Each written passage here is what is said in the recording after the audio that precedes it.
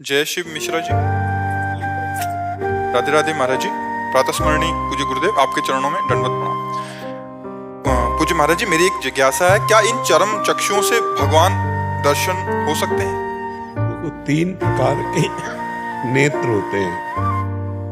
एक होते हैं चर्म चक्षु, और बुद्धि में प्रकाशित होते ज्ञान चक्षु, और हृदय मन में प्रकाशित होते प्रेम चक्षु। जब प्रेम चक्षु खुलते हैं तो नेत्र यही होते हैं, पर ये नेत्र नहीं रह जाते, इनमें प्रेम प्रकाश हो जाता है। हृदय की प्रेम चक्षु, जैसे हमारा हृदय किसी और चिंतन में हो तो ये नेत्र खुले रहेंगे लेकिन दृश्य नहीं देख पाएंगे।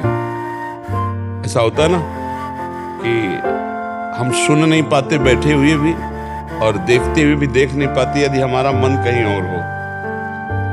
ऐसे ही हमारा मन जब प्रेम से युक्त हो जाता है तो हमारे इन्हीं नेत्रों में प्रेम चक्षु प्रकाशित हो जाते हैं। तो इन्हीं नयनन सब सुख देखें, हम अपनी बात नहीं कह रहे, आचार्यों की बात कह रहे हैं। इन्हीं नयनन सब सुख देखें, अपनों जन्म सुफल करी लेखें। इन्हीं नेत्रों से प्यारी जी और प्यारी जी को देखते हैं, जबकि ये नेत्र होते नहीं हैं, होते हैं प्रेम नेत्र, हृदय के चक्षु। जैसे ज्ञानियों के ज्ञान नेत्र जागृत होते हैं बुद्धि में, ऐसे प्रेमियों के प्रेम नेत्र जागृत होते हैं हृदय में। और ही के नयन निहार, ही के नेत्रों से देखते हैं तो प्रेम नेत्र इन नेत्रों में समा जाते हैं, तो इन नेत्रों में प्रिया प्रीतम विराजमान हो जाते हैं। तो जिधर देखते हैं उधर श्याम ही श्याम दिखाई देते हैं, उधर राम ही राम, जित देखो तित श्याम भई, अपना प्रीतम दिखाई देता है। समझ रहे ना? ये चर्म चक्षु फिर चर्म चक्षु नहीं रह जाते, ये प्रेम नेत्र हो जाते हैं।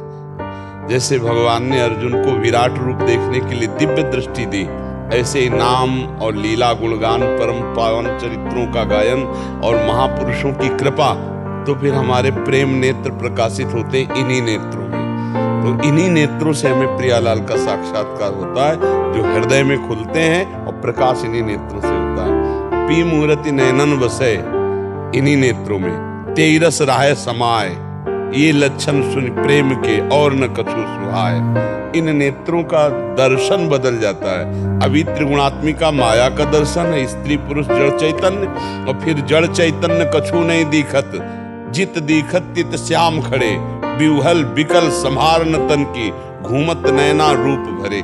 ये स्थिति उस प्रेमी के नेत्रों की होती है, नहीं?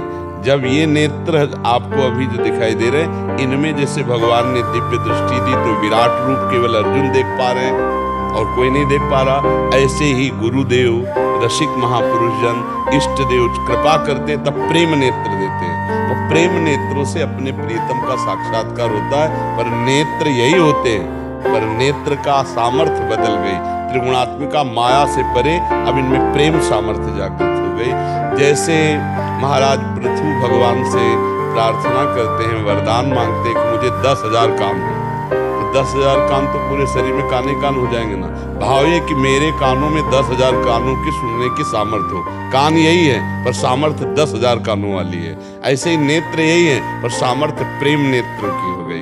अब वो भगवान के प्रेममय स्वरूप का अवलोकन। ध्रुवदास जी ने हमारे यहाँ लिखा है, इन्हीं नयनन सब सुख देखें, अपनो जन्म सुफल करी लेखें। जीवन सार्थक हो जाता है जब प्रेम नेत्र प्रकाशित होते इन्हीं नेत्रों में। समझ पा रहे ना?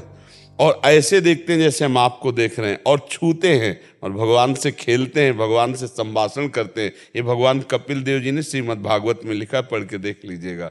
मेरे प्रेमी अनन्य भक्त मुझसे संभाषण करते हैं, मुझसे खेलते हैं, मेरे साथ वो वार्ता करते हैं। समझ पा रहे हैं आप?